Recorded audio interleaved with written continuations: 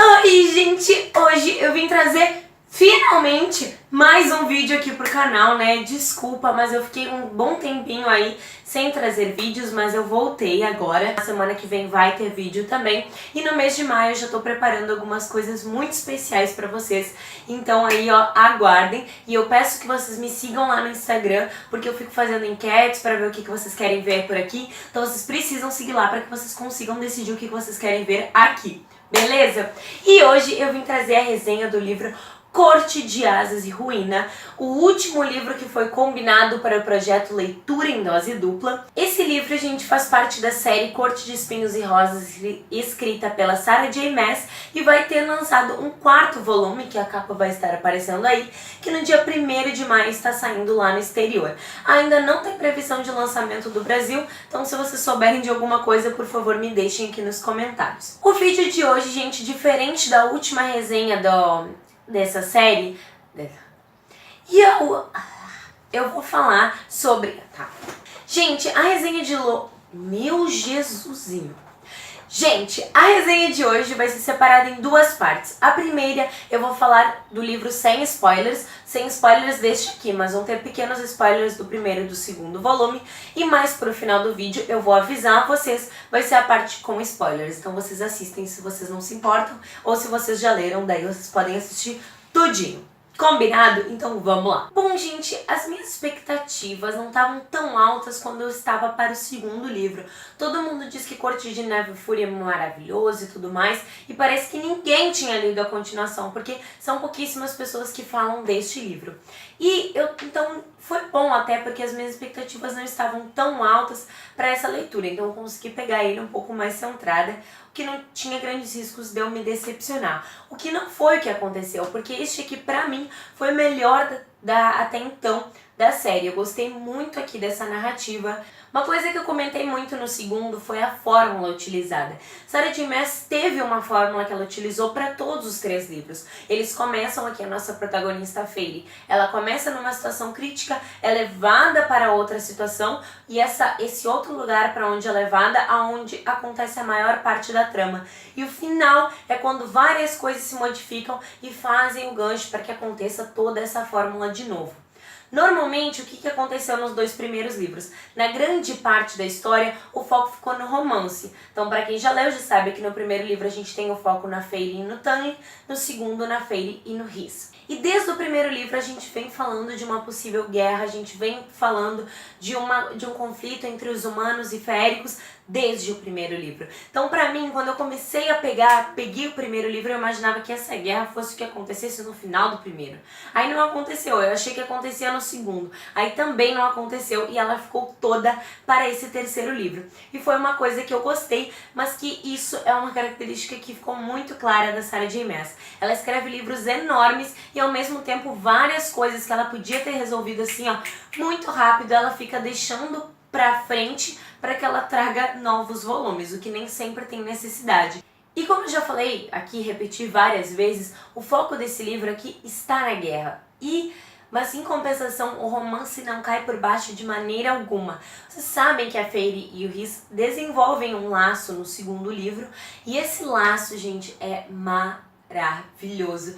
Ele dá um outro lugar para a história, é muito engraçado, é muito divertido de ler, e o romance, principalmente por causa desse laço que a Sarah inteligentemente colocou na história, trazem um pouco sempre um fundo romântico, um fundo engraçadinho, por mais que sejam umas cenas de conflito ou outras coisas. Então isso eu achei uma ideia muito genial, que funcionou muito bem. Bom, gente, a guerra foi assim, ó, uma loucura total. A gente tem um livro aqui imenso, tem 700 páginas, eu acho, quase isso.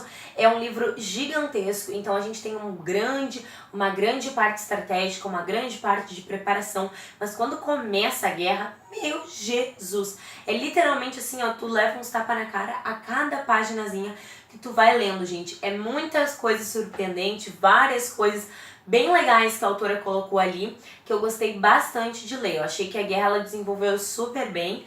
Óbvio que sempre tem aquela coisinha ou outra que dão aquela incomodação, mas no geral eu achei muito boa, achei surpreendente e achei que foi muito bem desenvolvida. Eu achei que a guerra não ficou daquele jeito fácil, eu acho que realmente foi bastante trabalhoso, mas nós tivemos resultados da guerra que eu, sinceramente, não foram pra mim do jeito que eu gostaria, que eu já comento com vocês. Como bom livro de fantasia, nós temos vários personagens, vários ambientes muito bem descritos, e também nós temos personagens com pouca participação, muita participação e de pouca importância e muita importância. Então assim, ó, isso foi uma coisa que eu achei boa, eu acho que é comum que isso aconteça, é normal que isso aconteça, mas teve personagens em especial que eu acho que a autora colocou várias e várias vezes e ele não fazia nada. E foram vários que aconteceram isso e várias coisas que ela poderia ter resolvido nessas quase 700 páginas que ela não chegou nem perto de mexer. Então agora sim eu vou falar agora mais abertamente, né, sem nada me travando a minha língua, falar mesmo os nomes de cada um desses personagens que eu estou citando. Então eu já digo tchau pra vocês que aí não querem assistir os spoilers, mas fiquem comigo se vocês são uns corajosos, porque eu não vou falar tanto spoiler assim, eu acho. Bom, gente, como eu tava falando dos personagens, vamos lá. Quem é que são os personagens que mais me irritam, que eu acho que não fazem nada de diferença? Lucien é o primeiro grande deles. Lucien. Gente do céu. Pra mim, ele é um personagem inútil desde o primeiro livro. Aqui, ironizando uma situação, a autora dá pra ele a missão que ele tem que ir atrás de uma deusa, de não sei o que. Ele encontra a tal da deusa? Não é ele que encontra. Então a única coisa que ele tinha que fazer durante os 3 livros, não foi ele que conseguiu fazer. Então eu acho ele inútil, não gosto desse personagem. E as coisas que ela podia ter desenvolvido, que eu achei que seria muito claro que seriam desenvolvidos nesse 3º livro, são os 2 casais que a autora apresentou. Então, da Nessa e do Cassian e do Asriel e da Elaine. Eu achei que seria Asriel e Elaine, não. Esse aí é o que eu apoio. Ela apresentou Lucien e Elaine. Então, esses 2 casais, eu achei que a autora ia super romantizar, ia super fazer eles se tornarem casais de verdade.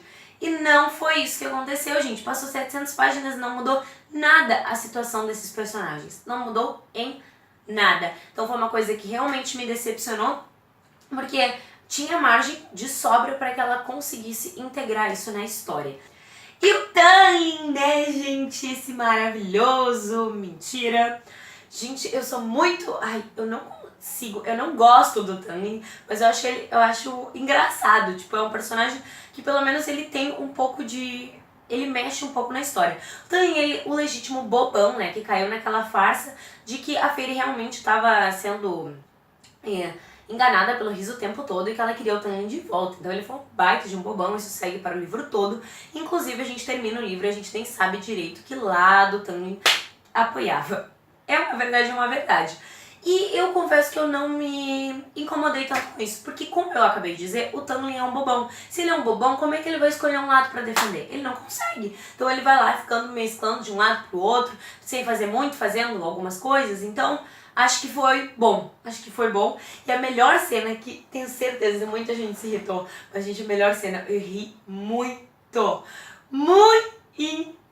Muito. Quando tá lá todos os grãos senhores muito concentrados na reunião, decidindo o que vão fazer, da guerra, da barreira e tudo mais, e o Thain chega e começa a botar um monte de coisa sobre a Feyre, todo cheio de dor de cotovelo, cheio de ciúmes e não sei o que. Muito engraçado. Eu sei que não era pra ser engraçado, mas eu amei. Gente, e como eu tinha comentado antes, eu falei que eu achei que os resultados da guerra foram um pouco insatisfatórios pra mim.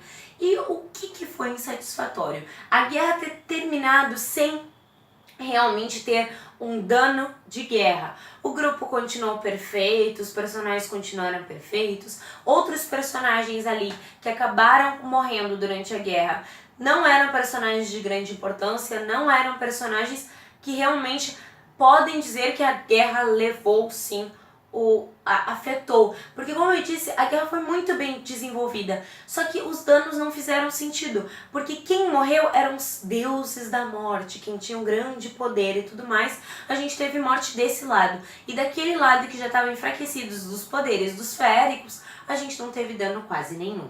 A gente teve aqui o quê? Uma cena péssima, onde o Rhys esgota seus poderes e morre, o que é muito idiota, e daí ele vai lá e imortaliza ele de novo pelas coisas lá.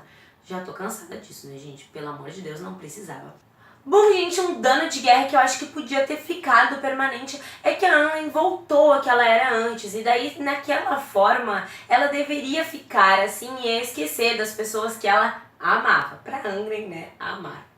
E o que acontece? Naquela bela cena onde o Rhys está voltando à vida, ele puxa a Anlin de volta. E daí a Anlin volta ao normal e reconhece todo mundo de volta e tudo mais.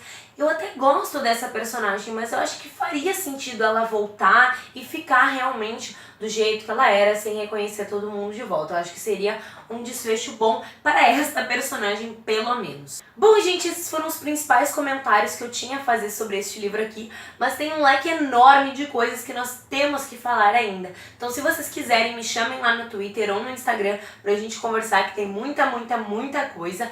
E também comentem aqui embaixo, que eu vou amar estar conversando com vocês. A Glaucia também tenho certeza que deve ter comentado alguns outros pontos da história, então não esqueçam de conferir a resenha dela também. Tá bom? Então é isso. Um beijo e tchau!